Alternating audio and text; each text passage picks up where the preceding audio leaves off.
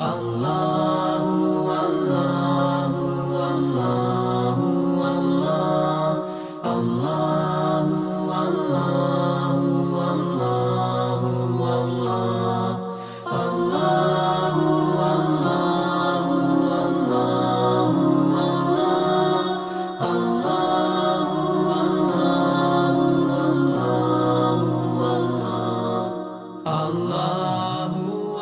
اعوذ بک من همزات الشیاطین واعوذ بک رب ان یحضرون بسم اللہ الرحمن الرحیم الحمد للہ وسلام علی عبادہ الذین اصطفیٰ ولعنۃ الدائمۃ الباقیۃ علی اعدائہم اجمعین من الآن الی قیام یوم الدین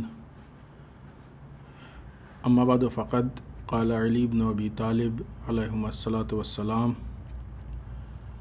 قد اضاء الصبح لذی عینین۔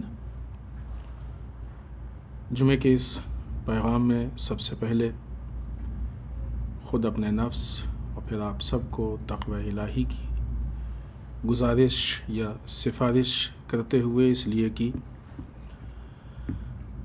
تقوی الہی بہت ساری اچھے صفات کو ہم سے نزدیک کرتا ہے یا ہمارا جز بنا دیتا ہے، اور اگر انسان کے اندر اللہ کا تقوی نہ ہو تو بہت سارے اچھے صفات سے انسان محروم ہو جاتا ہے۔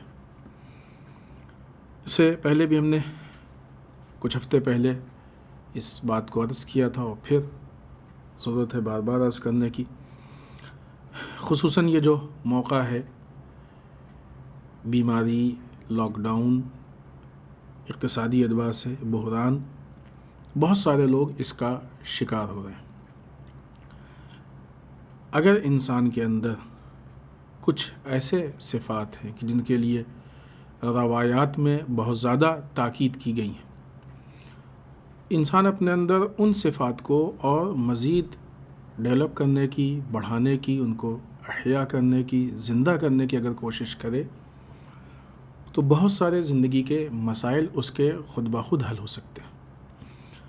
جیسا کہ سننے میں آ رہا ہے کہ بعض اوقات لوگ مایوسی کا شکار ہو رہے ہیں، بعض اوقات لوگ ڈپریشن اور ٹینشن وغیرہ کا شکار ہو رہے ہیں۔ خوب ظاہر سی بات ہے کہ جب انسان بہت زیادہ دنیا اور اس پہ جو بھی دنیا میں ہے اس پہ اگر ڈیپینڈ ہوگا تو بہت ہی نارمل ہے کہ اس طرح کے حالات پیدا ہوں۔ لیکن مثلا اگر انسان کے اندر ہم بعنوان مثال ایک آدھ دو صفت یہاں پیش کریں، توکل انسان کے اندر ہو، اور ہے توکل سب کے اندر ہے، ایسا نہیں کہ کسی کے اندر نہیں ہے، بس اس کو تھوڑا سا مزید احیا کرنے کی اور تھوڑا زیادہ زندہ کرنے کی، تھوڑا اس کو اور بڑھانے کی ضرورت ہے۔ ہم مختلف جگہوں پہ اس بات کو کہتے ہیں مختلف دعاؤں میں کہ پالنے والے ہم نے تجھ پہ توکل کیا، یا ہم تجھ پہ توکل کرتے ہیں۔ در واقع ایک طرح کا اللہ پہ نہیں، کہ ایک طرح کا ایک واقعی اللہ پہ بھروسہ ہوتا ہے کہ جہاں پہ انسان اپنی جو ذمہ داریاں ہیں، حالات کے اعتبار سے جو اللہ نے اس کو ذمہ داریاں دی ہیں، ان ذمہ داریوں کو انجام دے دے اور نتیجہ اللہ کے حوالے کر دے۔ خود نتیجے کے لیے بھی بے انتہا کہا گیا ہے کہ کوشش ہماری طرف سے، نتیجہ اللہ کی طرف سے، یعنی خود یہ مستقل بحث اور گفتگو مختلف جگہوں پہ موجود ہے۔ توکل میں بھی یہی ہے کہ ہم کو اللہ پہ بھروسہ ہے، انشاءاللہ جو ہوگا وہ بہتر ہوگا، ہم اپنی کوشش کریں۔ دوسری طرف سے مالی بحران کے لیے بہت اہم چیز ہے کہ انسان کے اندر قناعت ہو۔ روایات میں ہے کہ انسان کے لیے سب سے بڑی غنا کہتے ہیں، یعنی عام طور سے غنی کہتے ہیں مالداروں کو، وہ لوگ کی جو مالدار ہوتے ہیں ان کو غنی کہتے ہیں، اس لیے کہتے ہیں کہ ان کے پاس مال ہوتا ہے تو وہ محتاج نہیں ہوتے ہیں، ضرورت مند نہیں ہوتے ہیں، بے نیاز، یعنی اس معنی میں نہیں، اللہ کے معنی میں نعوذ باللہ استغفر اللہ، یعنی کسی کی ضرورت نہیں ہے، ان کو اپنا خود جو ہے وہ سارے ضروریات پوری کر سکتے ہیں۔ بہترین غنا یا بہترین جو ہے وہ انسان کا مستغنی ہونا، یہ اس پہ ڈیپینڈ ہے کہ انسان کے اندر قناعت ہو۔ اب وہ ایک الگ گفتگو ہے جو کسی موقع پہ ہو بھی چکی ہے، انشاءاللہ ہوگی، کہ اگر انسان کے اندر قناعت نہیں ہے تو بعض اوقات وہ مال کماتا جاتا ہے لیکن وہ محتاجی سے باہر نہیں آتا ہے، ہمیشہ اپنے کو محتاج محسوس کرتا ہے، مثلا آج اس ماڈل کی گاڑی ہے تو وہ پھر وہ سوچتا ہے کہ نہیں ہم کہاں، تو ہمارے پاس کچھ نہیں ہے، فلاں ماڈل تو اس سے اچھا ہے، کاش وہ ہمارے پاس ہوتی، تو اس اعتبار سے اپنے کو محتاج. پھر وہ آ گئی تو مکان آ گیا تو نہیں یہ تو ایسا ہی ہے بس اب ٹھیک ہے لے لیا، اس سے اچھا تو وہ ہے وہ ہوتا. تو یہ کبھی بھی محتاجی سے باہر نہیں نکلتا ہے. قناعت یعنی انسان کی زندگی گزارنے کے لیے جتنا کم سے کم سامان میں اپنی زندگی کو انسان اپنے آپ کو زندگی گزارنے کے لیے آمادہ کر لے، یہ قناعت ہے. کم سے کم میں بہترین استغنا، بہترین جو ہے انسان کا غنی ہونا قناعت ہے. اور اسی چیز پہ اللہ کا شکر ادا کرے. ایک بہت اہم چیز ہوتی ہے اور یہ واقعی بہت بڑی مشکل ہے. مال کی دنیا میں انسان ہمیشہ اپنے سے اوپر والے کو دیکھتا ہے. دین اور علم کی دنیا میں ہمیشہ اپنے سے نیچے والے کو، اس کو تو کچھ نہیں آتا، ہمیں تو بہت آتا ہے. لہذا نتیجہ کیا ہوتا ہے کہ پھر انسان جس چیز میں اپنے سے نیچے والے میں کو دیکھے گا انسان کی پروگریس کم ہو جائے گی، اور جس چیز میں اپنے سے اوپر والے کو دیکھے گا اس میں انسان کی پروگریس فاسٹ ہو جائے گی، تیز ہوگی. ہونا یہ چاہیے کہ علم، تقوی، دینداری، ان ساری چیزوں میں اپنے سے اوپر والے کو دیکھے تاکہ انسان تیزی سے آگے بڑھے. اس کے مقابلے میں دنیا کے مال دنیا، مادیات، دنیا داری، دنیا کی چیزیں یا جو بھی مال اسباب ہے ساری چیزیں، اس میں سے اپنے نیچے والے کو دیکھے. الحمدللہ اللہ نے ہم کو اتنا دیا، اس کے پاس تو یہ بھی نہیں ہے، لہذا ہم کتنوں سے بہتر. تو یہ ساری چیزیں انسان کو اس مقام پہ لائیں گی کہ جو بھی انسان کے پاس ہے اس کے پاس وہ اس پہ اللہ کا شکر ادا کرے گا. اللہ کے لیے جو بھی اللہ کی نعمتیں ہیں اس سے اللہ کے سامنے آ کے ان نعمتوں کا شکر جب ادا کرے گا تو پھر اب اللہ نے جو وعدہ کیا وہ پورا کرے گا. اگر تم نے شکر ادا کیا تو ہم اپنی نعمتوں میں اضافہ کریں گے. لَإِن شَكَرْتُمْ لَأَزِيدَنَّكُمْ، اگر تم نے شکر ادا کیا تو ہم اس میں اضافہ کریں گے. خوب کب شکر انسان ادا کرے گا؟ جب اس کو یہ باور ہو کہ یہ اللہ نے ہم کو نعمت عطا کی ہے، یہ ہمارے لیے کافی ہے، یہ ہمارے لیے صحیح ہے. لیکن جب تک انسان کو نقص محسوس ہوگا، کمی محسوس ہوگی، کہاں شکر ادا کرے گا؟ تو کفران نعمت کرے گا، اور کہاں کچھ نہیں ہمارے پاس، ہم تو بیکار ہیں، یہ بھی نہیں ہے وہ بھی نہیں ہے. ارے آپ کتنے ایسے ہیں جن کے پاس یہ بھی نہیں ہے جو آپ کے پاس ہے، لیکن پھر بھی وہ اللہ کا شکر ادا کرتے ہیں. لہٰذا اگر کچھ کسی کے ساتھ مسائل اور مشکلات ہیں تو ان مسائل و مشکلات کو فیس کرنے کے لیے توکل اور قناعت کا سہارا لے تو بہت آسانی سے مسائل اور مشکلات انشاءاللہ حل ہو جائیں گے. ایسی صورت میں عقلی اور لاجک کے اعتبار سے انسان یہ بھی سوچے کہ اگر انسان پریشان ہوتا ہے تو ایسی بات ہے کہ اگر ٹینشن ہوگا، ڈپریشن ہوگا، یہ ساری چیزیں ہوں گی تو اس میں اس کی سوچنے کی صلاحیت، کام کرنے کی صلاحیت کم ہو جائے گی. لہٰذا بہت سارے راستے جو اس کے لیے کھل سکتے ہیں وہ نہیں کھل پائیں گے. لیکن اگر توکل ہو، قناعت ہو، مطمئن ہو، ذہن مطمئن ہو، فکر مطمئن ہو، تو ایسی صورت میں وہ جب مطمئن ہوگا تو اس کا ذہن بہترین طریقے سے کام کرے گا. جب ذہن صحیح طریقے سے کام کرے گا تو بہت سارے راستے اور دروازے اس کے لیے کھلتے جائیں گے، اور یقیناً اللہ اس کو ایسا نوازے گا کہ جیسا پہلے تھا شاید اس سے بہتر ہو جائے. یقیناً اب وہ بہرحال مشکلات سب کے سامنے آتی ہیں اور بہت زیادہ طولانی نہیں ہوتی ہیں مشکلات. وقت ہے وہ گزر جاتا ہے. ہر آدمی کی زندگی میں اچھے دن بھی آتے ہیں، برے دن بھی آتے ہیں. انسان کو چاہیے کہ ہمیشہ دونوں حال میں اللہ کا شکر ادا کرے. اگر بالفرض خدا نخواستہ کسی کے ہاں ایسے مسائل و مشکلات پیش آ رہے ہیں کہ فیملی کو پرابلم ہو رہی ہے، فیملی کی طرف سے سپورٹ، تو ان کو بھی سمجھانے کی کوشش کریں، ان کو بھی توکل اور قناعت سمجھانے کی کوشش کریں، اور یہ دیکھیں، یہ سوچیں کہ ان حالات میں کس طریقے سے ہم بہتر سے بہتر اپنی زندگی کو آگے بڑھا سکتے ہیں. لہٰذا جہاں پہ ایک طرف دنیا کے جو حالات ہیں، جو مشکلات ہیں، جو دنیا میں پرابلمز ہیں، جو دنیا میں انسانیت پہ حملے ہیں، ان ساری چیزوں سے لڑنے کے لیے تقوی ایک بہترین راہ حل ہے اور بہترین راستہ ہے، اسی طریقے سے موجودہ حالات میں جو دن بدن لوگوں کے حالات، لوگوں کے جو امکانات میں کمی ہو رہی ہے اور حالات خراب ہوتے جا رہے ہیں، ان سے نپٹنے کے لیے، ان معاملات کو حل کرنے کے لیے بھی تقوی بہترین راہ حل ہے.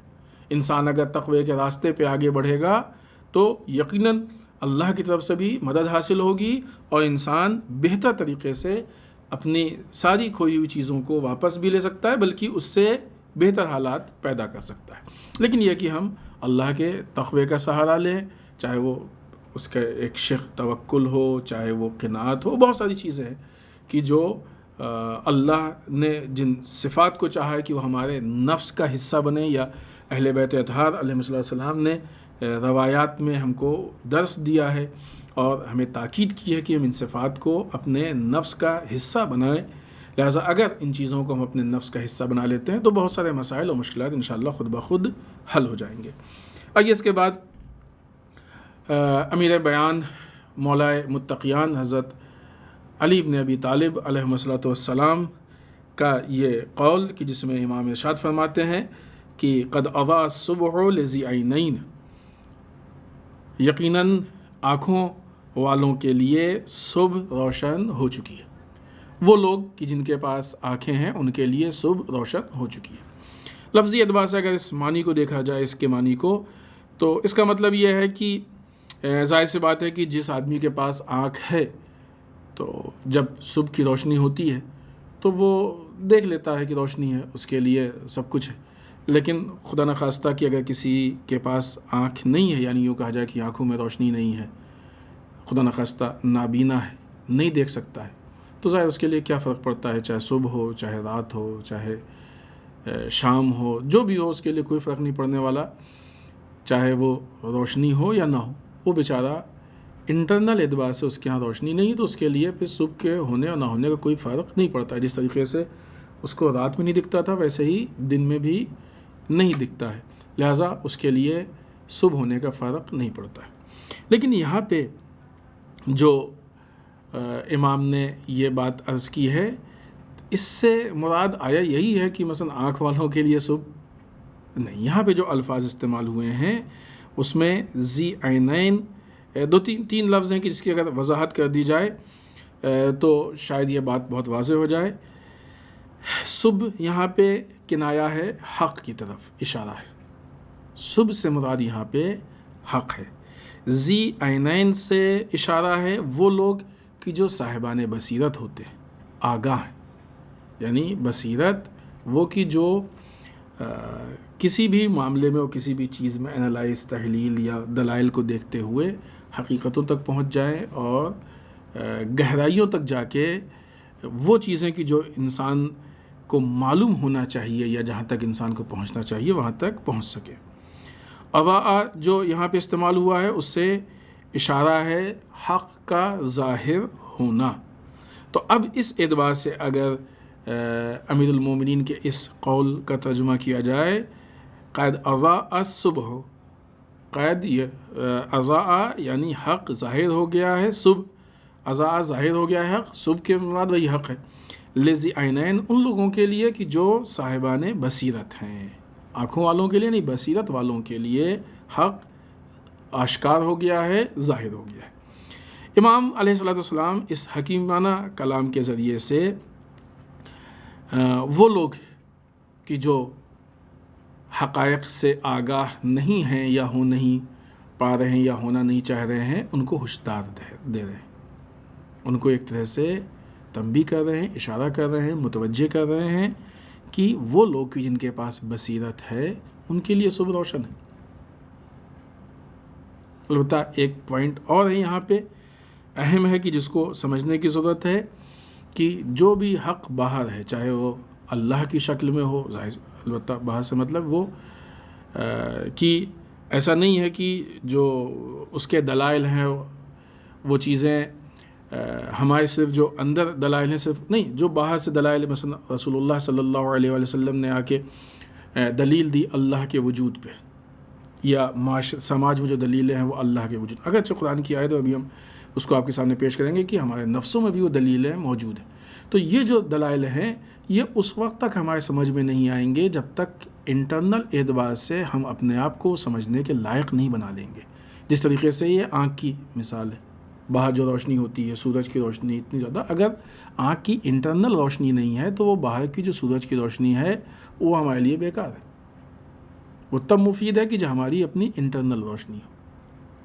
خود رسول اللہ صلی اللہ علیہ وآلہ وسلم. تو جب تک یہ انٹرنل ہمارے پاس جو بصیرت ہے وہ نہیں ہو تو اس وقت تک اللہ کو بھی ہم نہیں سمجھ پائیں گے، رسول کو بھی نہیں، کتاب کوئی بھی چیز نہیں. انٹرنل بصیرت ہونا، انٹرنل روشنی جسے کہا جائے، یعنی ہمارے اندر بصیرت ہونا، یہ شرط ہے جس کی بنیاد پہ ہم وہ ساری چیزیں جو اللہ نے ہمارے لیے دلائل و براہین مہیا کیے ہیں وہ انشاءاللہ ہمارے لیے سب واضح ہوتے جائیں گے. امام اسی چیز کی طرف اشارہ کر رہے ہیں کہ اگر تم صاحب بصیرت ہو تو تمہارے لیے حق روشن ہے. اگر تمہارے پاس انٹرنل روشنی ہے تو سورج نکلا ہے، کسی کو کہنے کی ضرورت نہیں کہ سورج نکلا ہے، واضح ہے، سب کے لیے کلیئر. لیکن اگر نہیں ہے اور ہم چاہتے بھی نہیں، چونکہ انبیاء اکرام علیہم الصلوۃ والسلام اور ائمہ اطہار معصومین علیہم الصلوۃ والسلام کی کوشش یہی ہے کہ لوگوں کے اندر اگر مثلا لوگ غافل ہیں تو ان کو بیدار کریں، ان کے اندر بصیرت پیدا کریں تاکہ وہ جو حقائق ہیں ان سے آگاہ ہو جائیں. لہٰذا امام یہ کہنا چاہتے ہیں کہ اپنے اندر اگر بصیرت نہیں تو پیدا کرو. بصیرت اگر آ گئی تو اس کے لیے پھر صبح روشن ہو چکی ہے. تو یہاں پہ جو آنکھ ہے صاحب عینین یعنی دو آنکھ والے، اس سے مراد بصیرت. یہاں پہ جو صبح روشن ہے اور صبح سے مراد حق ہے، تو حق کو مختلف معنوں میں اسلام میں استعمال کیا گیا ہے کہ کیا کیا اس سے مراد ہو سکتی ہے. ہم بعض چیزوں کو بعنوان مثال قرآن سے یا بعض روایات سے آپ کے سامنے پیش کرنے کی کوشش کر رہے ہیں. بعض اوقات جو ہے البتہ اصل مقصد بھی وہی ہے، حق سے مراد ذات پروردگار ہے، اللہ عز و جل کی ذات ہے حق سے مراد. قرآن مجید میں آیت شریفہ ارشاد رب العزت ہو رہا ہے، بسم اللہ الرحمن الرحیم، سنریہم آیاتنا فی الآفاق وفی انفسہم. ان قریب ہم اپنی نشانیوں کو تمام ان کے جو اطراف عالم ہے اس میں دکھائیں گے اور خود ان کے نفس کے اندر دکھائیں گے. حتی یتبین لہم انہ الحق، تاکہ ان پر یہ بات واضح ہو جائے کہ وہ حق ہے، یا بعض لوگوں نے ترجمہ کیا ہے وہ برحق ہے. خوب اگر تھوڑا گہرائی میں جائے تو بہت زیادہ فرق نہیں ہوتا ہے، تاکہ یہ واضح ہو جائے کہ وہ حق ہے، ذات پروردگار اللہ تعالیٰ کی ذات حق ہے. اور پھر اس کے بعد اولم یکف بربک انہ علی کل شیء شہید، اور کیا پروردگار کے لیے بات کافی نہیں ہے کہ وہ ہر شے کا گواہ اور سب دیکھنے والا ہے. یہ کافی نہیں ہے اس کے لیے، اللہ کی ذات کے لیے، یا یہ سمجھنے کے لیے کہ وہ اللہ ہے، وہ حق ہے، یہ کافی نہیں ہے. یہ خود آیت شریفہ کی تفصیل ہے اپنی، لیکن بہرحال یہ حق سے مراد یہاں پہ ذات پروردگار ہے. تو یہ کیا مطلب؟ اب یہ جتنے اس کے مفہوم ہیں اور ہر مفہوم کے اعتبار سے بہت تفصیل ہے.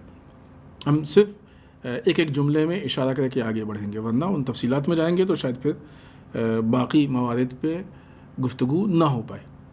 یعنی وہ لوگ کہ جن کے اندر بصیرت پائی جاتی ہے ان کے لیے ذات پروردگار ایسی ہے کہ جیسے روشن صبح. خب بعنوان جسم اللہ نہیں دکھتا ہے، لیکن بعنوان بصیرت اللہ نظر آتا ہے. یہی وجہ ہے کہ اہل بیت اطہار علیہ السلام بالخصوص وہ مولا کائنات کا مشہور قول ہے کہ علی اس خدا کی عبادت ہی نہیں کرتا جس کو نہ دیکھے. خوب یہ بعنوان جسم نہیں تھا کہ اس مادی آنکھ کی بنیاد پہ علی مولا کائنات جو ہے وہ ذات پروردگار کو نہیں، بعنوان بصیرت یعنی اللہ کی معرفت، ایسی معرفت کہ جہاں انسان کو کائنات کے ذرے ذرے میں ذات پروردگار نظر آئے، اپنی زندگی کے لمحے لمحے میں اللہ کی ذات نظر آئے. اور انسان گمراہیوں کی طرف اور گناہوں کی طرف جاتا ہی اس لیے ہے کہ وہ اللہ کو بھول جاتا ہے. میں نے عرض کیا کہ یہ تفصیل ہے، لیکن بہرحال اب بعض بات ہوتی ہے تو بعض مطالب اہم ہیں کہ خوب اس کا مطلب یہ نہیں ہے کہ بعض اوقات ذہن میں آتا ہے کہ نہیں یہ کام تو بہت بڑے بڑے علماء اور بہت بڑے بڑے عرفاء کا ہے، ہم لوگ تو کتنا جانتے ہیں. نہیں، اول چیز یہ کہ اگر یہ احساس ہے کہ ہم نہیں جانتے ہیں تو جاننے کی کوشش کریں. یہ تو نہیں ہے کہ ہماری ذمہ داری نہیں ہے، اور جتنا جانتے ہیں اس اعتبار سے ذات پروردگار سے متعلق غور و فکر کریں اور اس کو اپنے. خوب یہ تو معلوم ہے کہ ہمارے سارے فعل اور ہر جگہ جو بھی ہم کرتے ہیں سب کا دیکھنے والا اللہ ہے، جو ہم سوچ رہے ہیں اللہ جانتا ہے، جو ہم کرنا چاہتے ہیں ہمارے ارادوں کا سے واقف ہے وہ سب کچھ. تو اگر ہم یہی محسوس کر لیں کہ اللہ ہر جگہ ہر وقت ہمارے لیے حاضر و ناظر ہے، ہم کو دیکھ رہا ہے، تو خود بخود بہت سارے مسائل حل ہو جائیں گے. اور جیسے جیسے ہماری زندگی میں گناہ کم ہوتے جائیں گے ویسے ویسے اللہ کی معرفت میں اور ہماری بصیرت میں اضافہ ہوتا جائے گا. یہ خود الہی توفیق اور اللہ کی طرف سے اسباب ایسے مہیا ہوں گے. اور وہ چیزیں جو ہمارے سامنے، کیونکہ بہت سی باتیں ہوتی ہیں ہمارے سامنے لیکن غفلت اور بے بصیرتی کی بنیاد پہ یا گناہوں کے پردے کی بنیاد پہ ہم ان کو نہیں سمجھ پاتے ہیں، اپنے اندر نہیں اتار پاتے ہیں. لیکن جب گناہ کم ہونا شروع ہوگا تو وہ چیزیں ہمارے اندر اترنا شروع ہوں گی اور ذات پروردگار کی معرفت میں دن بدن اضافہ ہوتا جائے گا، بصیرت میں دن بدن اضافہ ہوتا جائے گا.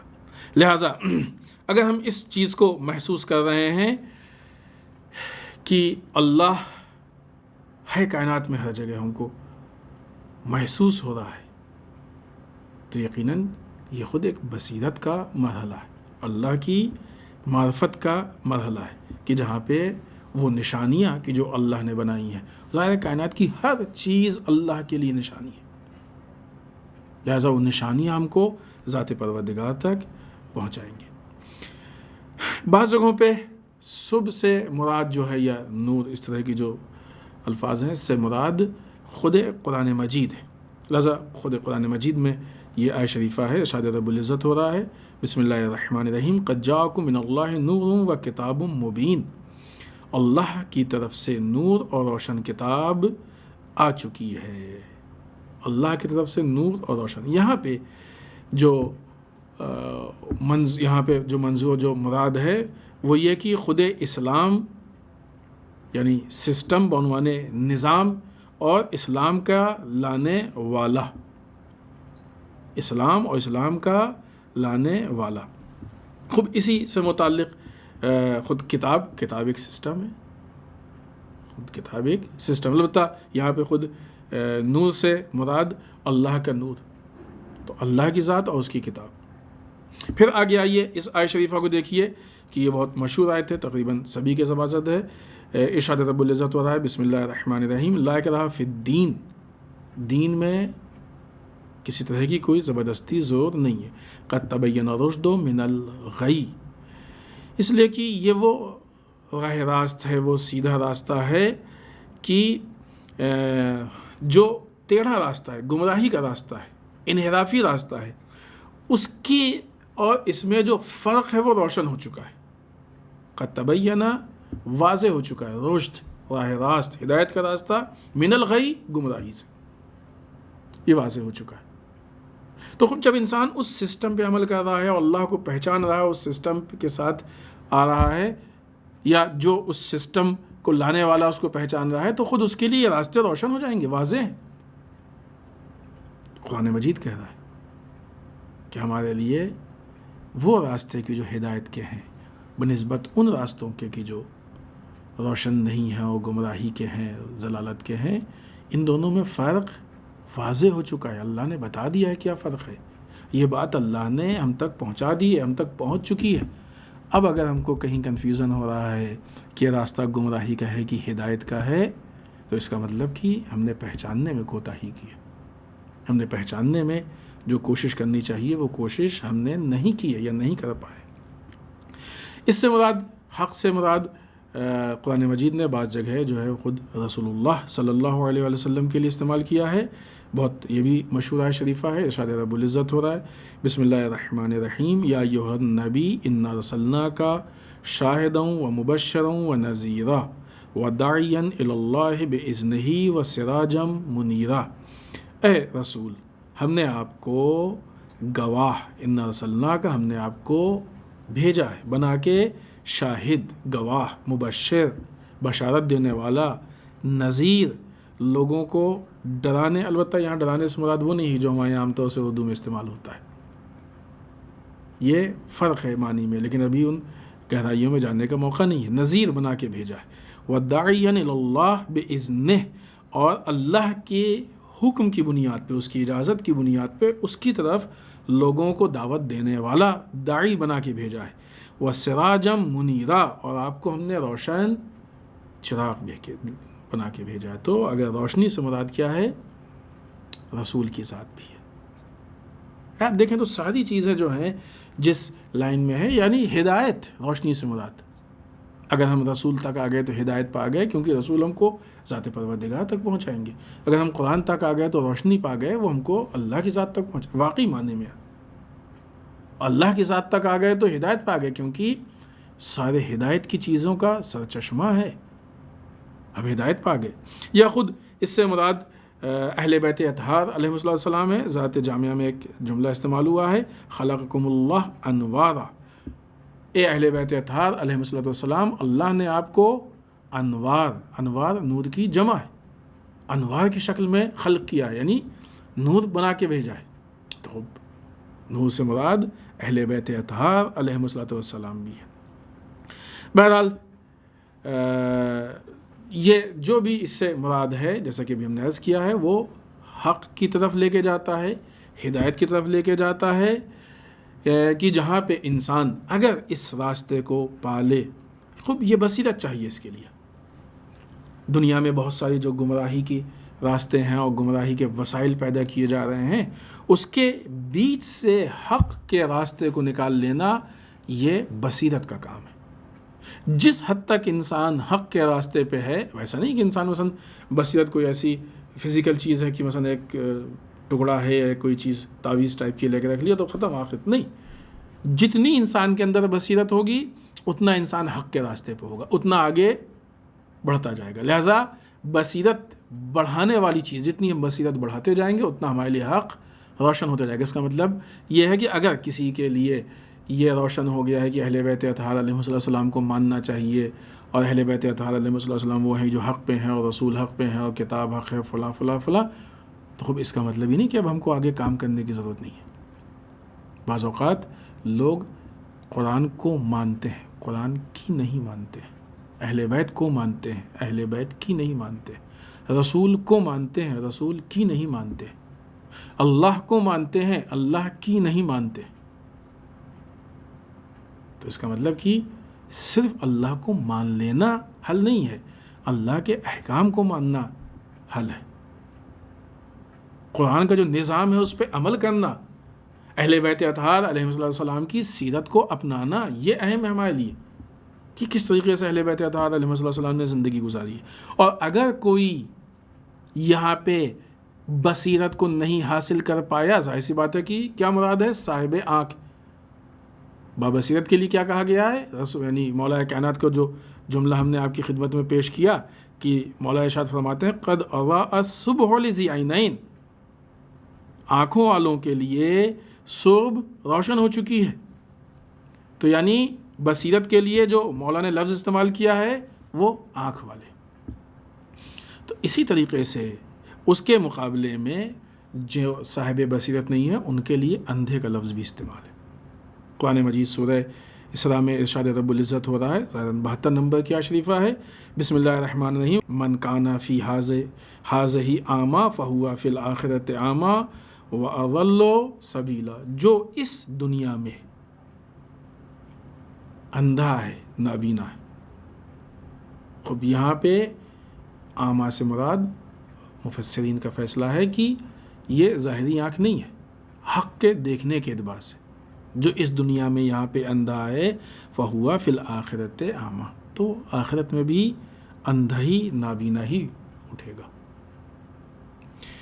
وَأَضَلُّ سَبِيلًا، اور یہ وہ ہے کہ جو گمراہ تر ہے، جس نے اپنے راستے کو کھو دیا، خود قرآن مجید نے واضح کر دیا۔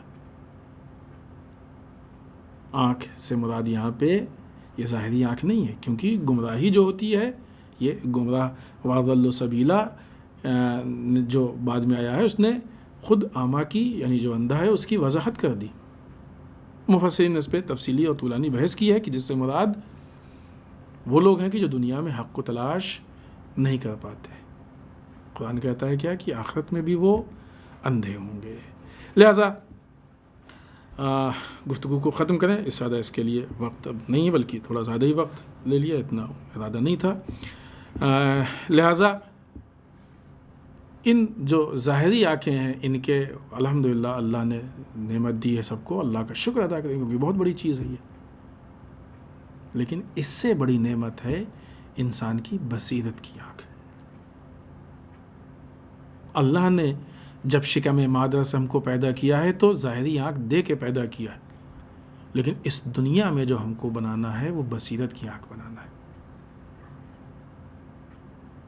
جب اس دنیا میں ہم بصیرت کی آنکھ بنائیں گے تو آخرت میں بھی ہم آنکھوں کے ساتھ اٹھیں گے، محشور ہوں گے.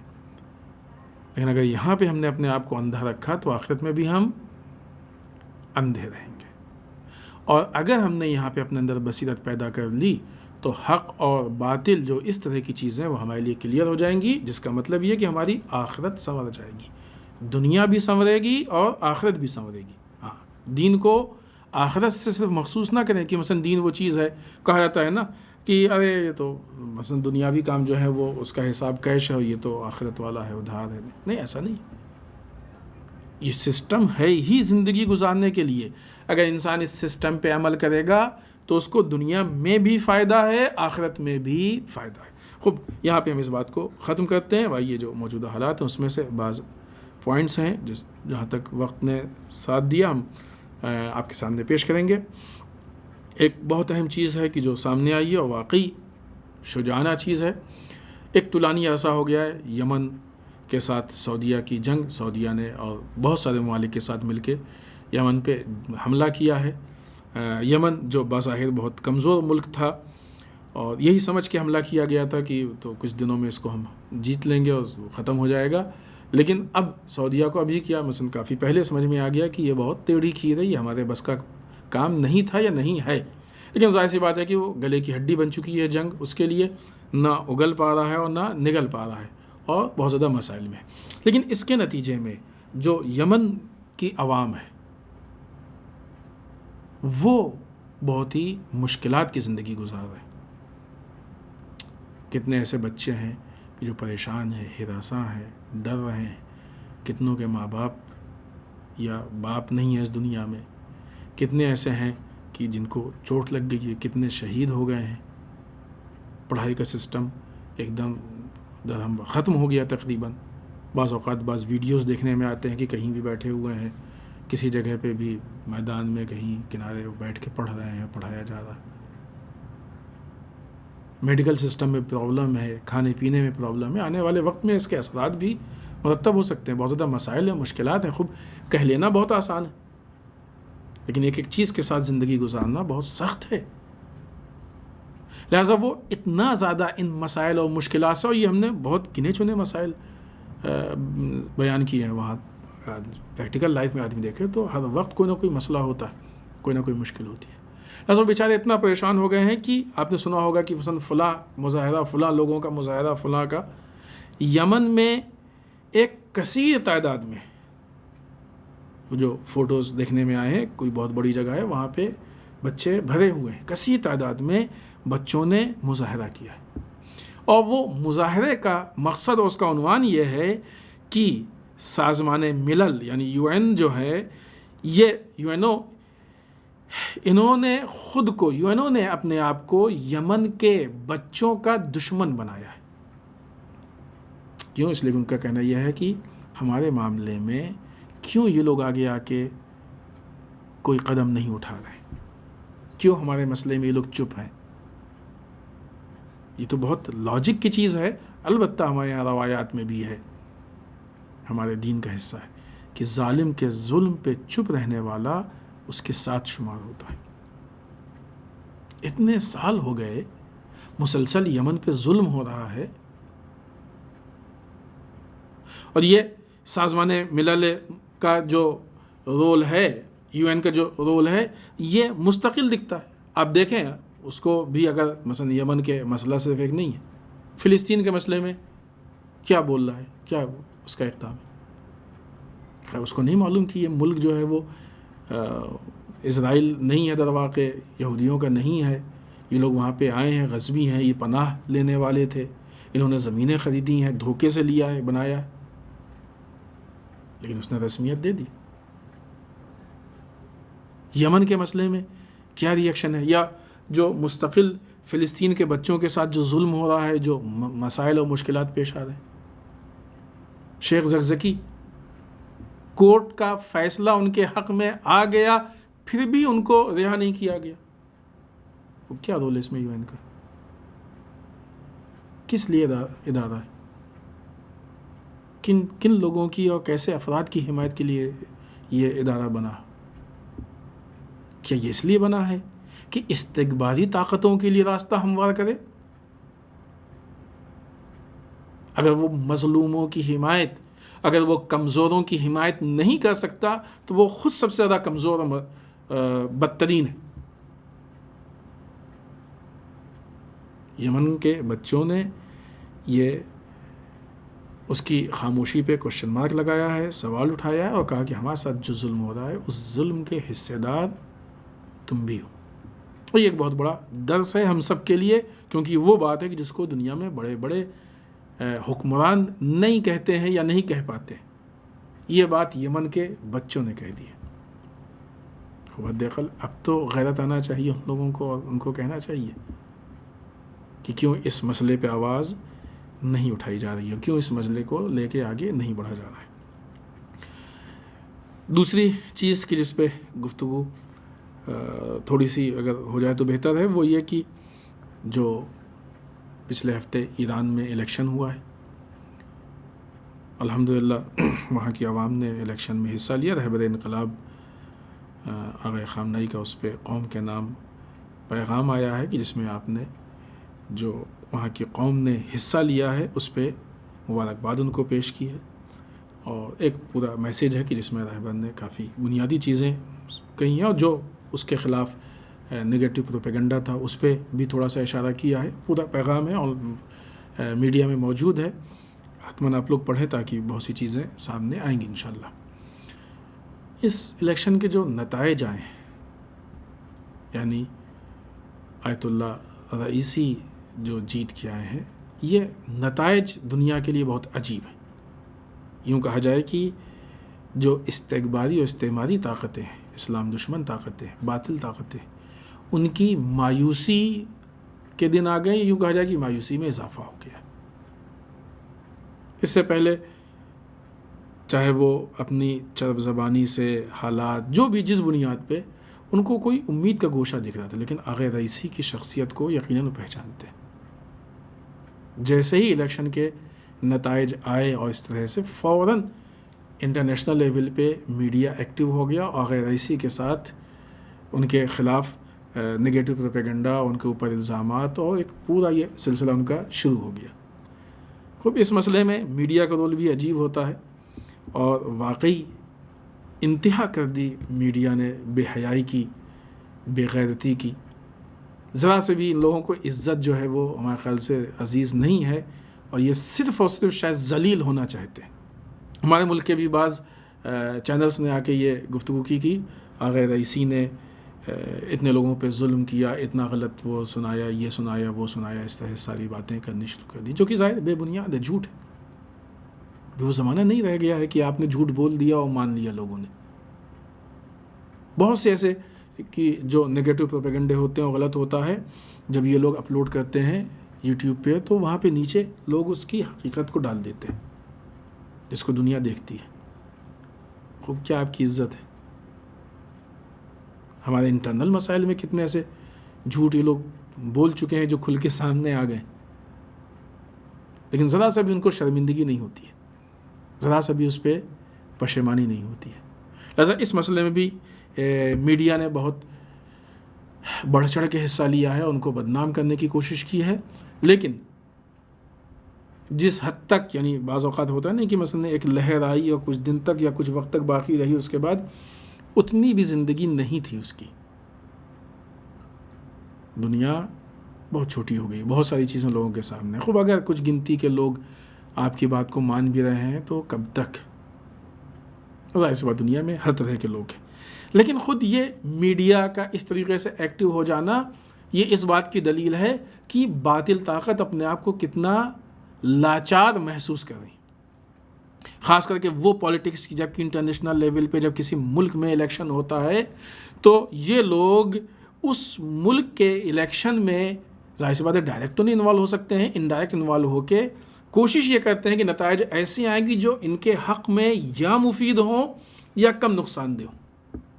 آغا رئیسی کا جیتنا اس بات کی دلیل ہے کہ انٹرنیشنل لیول پہ اس طرح کی جو سازشیں ہوتی ہیں وہ 1% بلکہ 0.1% بھی کامیاب نہیں ہو پائی۔ یعنی یہ پالیٹکس کتنی لاچار اور مجبور ہے، یہ باطل پالیٹکس۔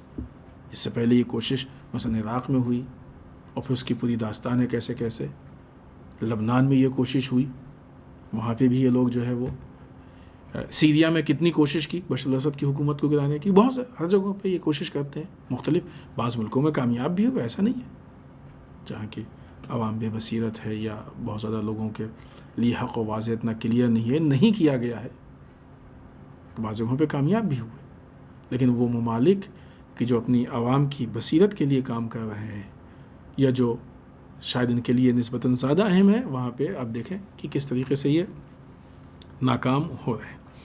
لہذا انشاءاللہ امید یہ ہے کہ دنیا میں جن لوگوں کو کمزور بنا دیا گیا ہے، جو مستضعفین ہیں، جو مظلوم ہیں، جو حق کے حامی ہیں، ان کی حمایت کا بہترین دور آئے گا، اور وہ لوگ کی جو باطل ہیں، وہ لوگ کی جو ظالم ہیں، ان کے اور کمزور سے کمزور تر ہونے کے دن نزدیک آ گئے، اگرچہ چل رہے تھے اور وہ ہو رہے تھے، لیکن ابھی اس میں مزید اضافہ ہو گیا۔ تیسری چیز کی جو عرض کرنا چاہتے ہیں جلدی سے ایک آدھ دو باتیں عرض کر دیں، اور بھی ہیں انشاءاللہ پھر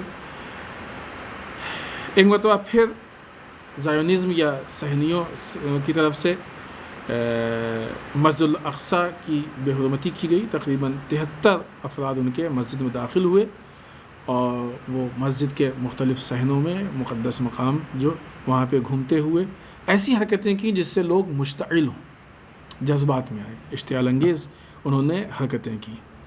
خوب اگرچہ اس سے پہلے سب کو معلوم ہے کہ جو 12 دن کی جنگ ہوئی تھی اس میں کس طریقے سے وہ شکست کھائے ہیں، کس طریقے سے ذلیل ہوئے ہیں، رسوا ہوئے ہیں، اور اس کی بنیاد پہ ان کی پوزیشن کتنی خراب ہو گئی ہے، اور اس جنگ کی بنیاد پہ ان کا ظلم کس حد تک لوگوں کے سامنے آشکار ہو گیا ہے، یہ کتنے کمزور ہیں، کتنے لاچار اور مجبور ہیں، لوگوں کے سامنے کھل کے آ گیا ہے، ان کی طاقت کی حقیقت کیا ہے، یہ سب کھل کے سامنے آ گیا۔ تو اب ظاہر سی بات ہے کہ اس کو کہتے ہیں اردو میں کھسیانی بلی کھمبا نوچے، تو اب وہ مختلف اس طرح کی چھوٹی موٹی عادتیں، وہ حرکتیں سننے میں آتی ہیں کہ یہ ایسی حرکت ویسی حرکت کر رہے ہیں، در واقع وہ اپنی کھسیاہٹ کو مٹانے کی کوشش کر رہے ہیں، لیکن ان کو بھی معلوم ہے کہ کوئی ایسا بڑا کام وہ نہیں کر سکتے ہیں کہ جس سے ایک مرتبہ پھر جنگ کا رخ آ جائے، کیونکہ ان کو پوری طریقے سے اور باقاعدہ اس بات کا احساس ہو گیا کہ وہ کسی بھی حال میں فلسطینیوں کے ساتھ جنگ لڑنے کی پوزیشن میں نہیں ہے۔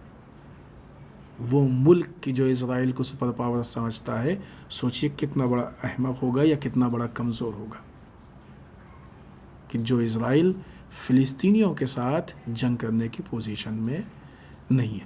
بہرحال مسجد الاقصیٰ ایک مقدس مقام ہے، اس کی جب بھی بے حرمتی ہوگی ہر مسلمان کی ذمہ داری ہے، یا ہر وہ مذہب کی جس کا اس سے ایک عقیدتی لگاؤ، اس کی ذمہ داری ہے کہ اس کے دفاع میں اور اس کی بے حرمتی کے خلاف آواز اٹھائے، اور یہ آواز اٹھے گی، دن بدن یہ آواز مضبوط سے مضبوط تر ہوتی جائے گی۔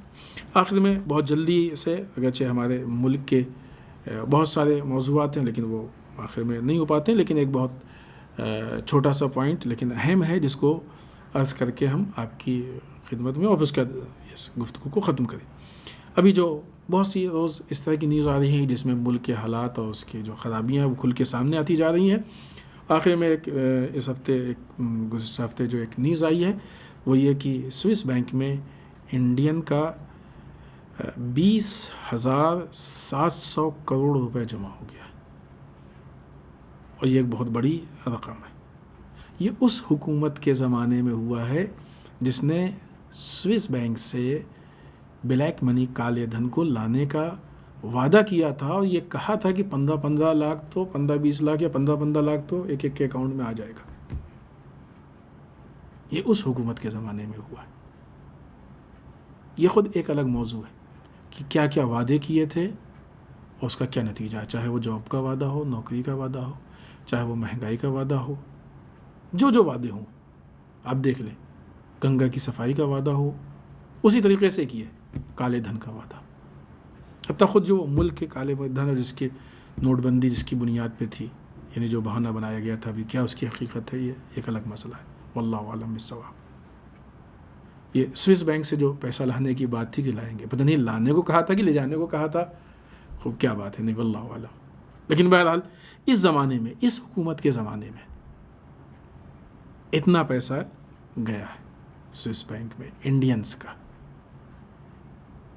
یہ چھوٹا مسئلہ نہیں ہے، یہ ہندوستان کے لیے بہت بڑا مسئلہ ہے. اور یوں کہا جائے کہ جیسے جیسے وہاں پہ پیسہ بڑھتا جا رہا ہے ویسے ویسے ہندوستان میں مہنگائی کس حد تک پہنچ گئی. ایک طرف سے لاک ڈاؤن، پچھلے سال لاک ڈاؤن، پھر لاک ڈاؤن، اور دونوں لاک ڈاؤن کے بیچ میں بہت زیادہ جو ہے وہ حالات سازگار نہیں ہو پائے. لوگوں کی کتنی جاب چلی گئی، کتنے لوگوں کا کاروبار پیسہ پڑا، کتنے لوگ دن بہ دن پریشان ہوتے چلے گئے. اقتصادی اعتبار سے لوگ بہت تیزی سے نیچے گئے ہیں، ان کا اقتصاد خراب ہوا ہے. کتنے بے روزگار. اس حالات میں مہنگائی کا اتنی تیزی سے بڑھنا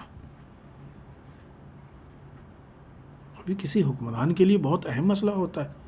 یہ بیسک ترین مسئلہ ہے کہ کتنی عجیب بات ہے کہ ایک حاکم اپنی پبلک کو، اپنے عوام کو مثلا 2 وقت کی، 1 وقت کی روٹی صحیح سے نہیں کھلا پائے. نہیں ہے کہ صحیح سے کسی بھی حال میں نہیں کھلا پائے، بلکہ جو وہ کھا بھی رہا تھا وہ بھی چھن گئی اس کے ہاتھ سے. جاب چلی گئی، یہ چلا گیا، وہ چلا گیا.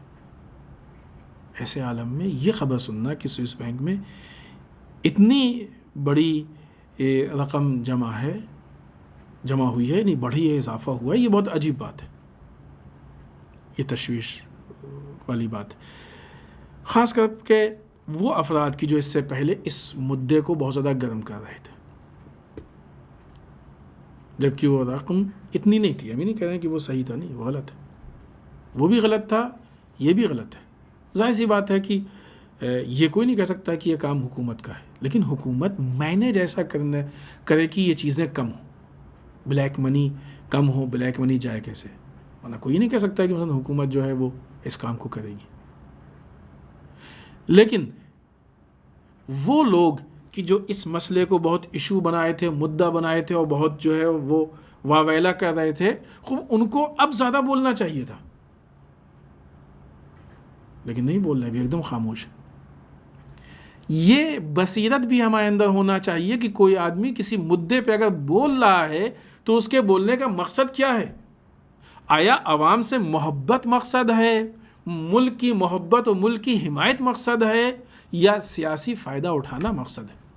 اگر ان لوگوں کے دلوں میں عوام کی اور ملک کی محبت ہوتی تو ابھی اور شدت کے ساتھ بولتے وہ. لیکن اتنے بڑے پیمانے پہ فیگر میں اضافہ ہو جانے کے بعد اگر وہ خاموش ہیں تو ان کی خاموشی اس بات کی دلیل ہے کہ ان کو اس سے پرابلم نہیں ہے کہ کتنا ہے. وہ خالی ایشو بنانا چاہ رہے تھے تاکہ ایک سیاسی پارٹی کو فائدہ پہنچائے، سیاسی فائدہ اٹھانے کے لیے. کتنے لوگ ایسے تھے جنہوں نے ان کا سپورٹ کیا ہوگا، لیکن ان کا مقصد یہ نہیں تھا. یعنی کیا مطلب؟ بے بصیرتی اور غفلت کی بنیاد پر ان کو استعمال کیا گیا. ہمیں بھی ہر غلط چیز پہ آواز اٹھانا ہے، لیکن اس کا مطلب یہ نہیں کہ کوئی ہم کو استعمال کر لے جائے. اس مسئلے میں استعمال نہیں ہونا ہے. یقیناً ہر آدمی کی ذمہ داری ہے کہ وہ اپنے ملک کے حالات میں غور و فکر کرے، جو غلط ہو رہا ہے اس کے خلاف آواز اٹھائے، ہر صحیح کام کے اس کی حوصلہ افزائی بھی کرے، اور اس کو مزید بہتر بنانے کی کوشش کرے، جو بھی ممکن ہو سکے سپورٹ کرے، تاکہ ہمارا ملک مضبوط بھی ہو، بہتر بھی ہو. ورنہ اگر ہم غلطیوں کو نظر انداز کرتے جائیں گے تو یہ غلطیاں دن بدن ہمارے ملک کو کمزور کریں گی. اور یہ چیز جو ہے وہ بہت آسانی سے کوئی کبھی بھی کہیں بھی دیکھ سکتا ہے. اچھائیاں ملکوں کو مضبوط بناتی ہیں، خرابیاں ملکوں کو کمزور بناتی ہیں. کون کسی ملک کا رہنے والا یہ چاہے گا کہ اس کا ملک کمزور ہو؟ اپنے ملک کی حفاظت اور حمایت کی ذمہ داری ہم سب کی ہے۔ اور اس کے علاوہ بھی بعض چیزیں ہیں، بعض گھوٹالے، بہت سی چیزیں ہیں، لیکن ابھی دامن وقت میں گنجائش نہیں کہ اس پہ گفتگو کی جائے۔ ہم اپنی بات کو یہیں پہ ختم کرتے ہیں۔ آخر میں بارگاہ پروردگار میں دعا کرتے ہیں پالنے والے ہم سب کو اعمال صالحہ کی توفیق عنایت فرما، پالنے والے اعمال قبیحہ سے محفوظ رکھ، پالنے والے ہمارے گناہوں کو بخش دے، بار اللہ ہمارے مرحومین کو بخش دے، پالنے والے اسلام و مسلمین کی حفاظت فرما، بار اللہ دشمنان اسلام کو نیست و نابود کر دے، بار اللہ ہمارے علماء کا سایہ ہمارے سروں پہ باقی رکھ، بار اللہ رہبر و مراجع کو طول عمر عنایت فرما، بار اللہ ہمارے امام کے ظہور میں تعجیل فرما، ہمیں ان کے اعوان و انصار میں شریک ہونے کی توفیق عنایت فرما۔ ربنا تقبل منا انک انت السمیع العلیم، والسلام علیکم ورحمۃ اللہ وبرکاتہ۔